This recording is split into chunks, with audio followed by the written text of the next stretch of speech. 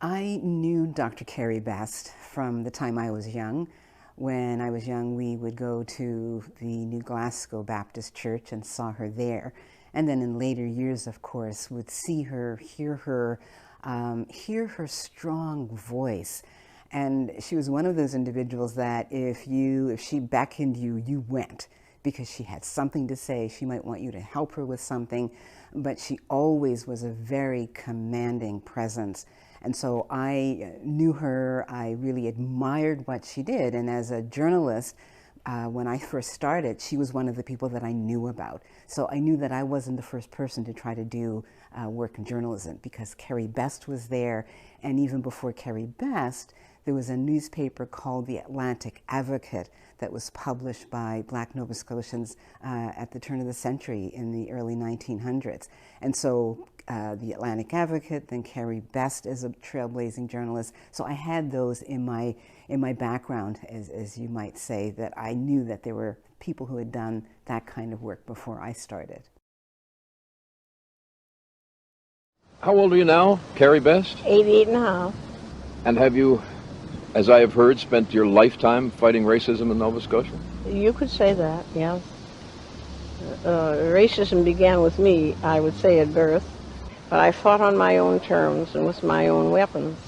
And then I would not allow my hatred of racism, and I hated with a vengeance. I would never let that prevent me from doing anything I could to help anyone. Well, I had been going to the Roseland Theater for years. My son and I would, in those days, that's about the only entertainment that you had. And I would pick him up at school, and we would go, and I'd sit in that same seat for years. And one day, the usher just walked in and said to me, "You can't sit here anymore. You've got to go upstairs. All the black people have to sit upstairs." And shocked, of course, and of course I refused. And they held the show up for about a half an hour while they went to get the policeman, and they literally dragged my son and I out of the theater. I don't think it will change one bit if they put 20 black men on the police force. I don't think it will change one iota. I think it will complicate matters because it will be similar to South Africa where you're pitting black against black violence, and it will be even fiercer than a white policeman because these men are being forced for a paycheck to battle their own race, and maybe in their heart is not there at all, but they will have to do it. I was a member of the task force on the status of women, and by no stretch of your imagination did I represent 30,000 black people, but people thought I was. Yes. Well, they're satisfied. There's one black face on that, and that's it. Now, there's nothing wrong with being a token if that token is a person of quality. Who can produce something. Who can produce something. You have to, you get your foot in the door, and after that, you open the door for others, and you don't try to close the door once you're in and to feel that you're something special because you are not. You mean Carrie Best, winner of member of the Order of Canada, holder of an honorary degree from St. FX? Dr. Carrie Best is followed around yes, Dr. store? Carrie Best certainly is, and Dr. Carrie Best has made it quite known to the one who followed me and to the manager that I don't appreciate that. Yes, I've gone in stores and I'm scarcely in the door to look for something. Maybe I'm looking for a sweater, and the clerk will leave probably 10 people waiting and come and say, it's so polite. They're so polite, they're sickening. Can I help you? And that's the only time that I forget that I am Dr. Carrie Best, and I tell her, quite frankly, no, she can't help me. That I came in to make a purchase. When I see what I want, I will let her know. And as for paying for it, she can have it any way she wants it. Cash, ChargeX, MasterCharge, or the Gold Card. 20 years ago, in Sydney, a student who was hired for summer told me at one of the affirmative action programs that the boss said, now you watch those when they come in here because they all steal. That was in Sydney 20 years ago. Someone who works in a hotel in Halifax told me that she once worked as a clerk, and the manager told her, you watch those they come in because they're all thieves. God, you use that word, and it awful. makes me... It is really awful. And it's not my imagination, No. although I'm looking for it and I'm ready for it. Believe me, I'm ready for it. But it shouldn't exist.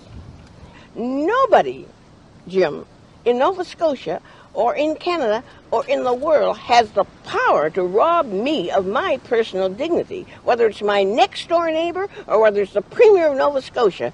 I am not. And those who have called me have learned I mean exactly what I say. I am a person born in the image of God. I have intelligence. I am honest. I am honorable. And I am as good, if not better, than anybody that walks the face of this earth. And when we, as a black race of people, teach our children that, and to live by that rule, I think the ignorant whites will learn the lesson. Certainly those that I have contacted with over the last few years have learned their lesson. Carrie Best began her own newspaper in the 1940s, and it began as a small 8.5 by 11 broadsheet. She decided she wanted to write, she wanted to uncover stories that weren't being covered in the mainstream media.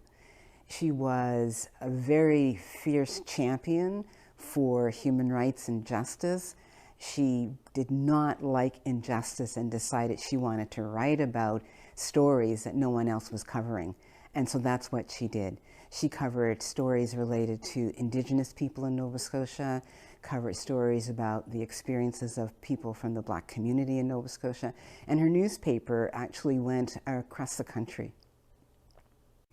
Carrie Best was a very brave and courageous woman, but she was also someone who loved poetry and loved writing. Her radio program called The Quiet Corner was one that was listened to by people throughout the Maritimes. And on that program, she would recite poetry that she had memorized from when she was a child. And then she would read the poetry, and she also played classical music. And that program was listened to by many people throughout the Maritimes. And so it's also wonderful for me as a poet to also know that I shared a love of writing and poetry with Dr. Carrie Best. In terms of the fight towards racial equity, we wouldn't be where we are today without the contributions of courageous Black Canadians such as Carrie Mae Best, who dedicated her entire life in the battle against racial injustice and inequality.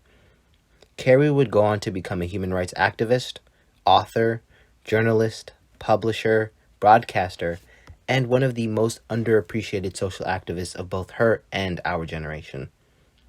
Best was born and raised in New Glasgow, Nova Scotia in 1903.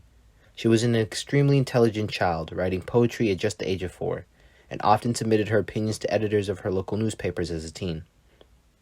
In 1946, following her own personal experience with racism at the Roslyn Theatre, the same theater Viola Desmond was racially discriminated against, Carrie founded The Clarion. This was an independent newspaper dedicated to providing a voice to the voiceless of those within the Black community regarding race relations and social injustices. In 1952, Best founded and hosted The Quiet Corner, a radio talk show which provided an outlet for Black creatives and celebrated the works of African literature and poetry. Carrie captivated the minds of avid listeners for over a decade before becoming a publisher for the human rights column of the Pictou Advocate in 1968, promoting Indigenous civil rights and advancing human rights for all. This column ran successfully for 8 years before she pursued other endeavors, establishing the Kay Livingstone Visible Minority Women's Society, which was an organization that provided educational funding for Black women. Carrie Best would go on to be honored for her many contributions towards the advocacy of Black rights, the advancement of race relations, and overall dedication to the advancement of human rights as well. She has paved the way for so many of those who have come before us, and though her contributions to Canadian society often go unknown, we must preserve and carry on her legacy. We would not be here today without the Carrie Mae Best of the world.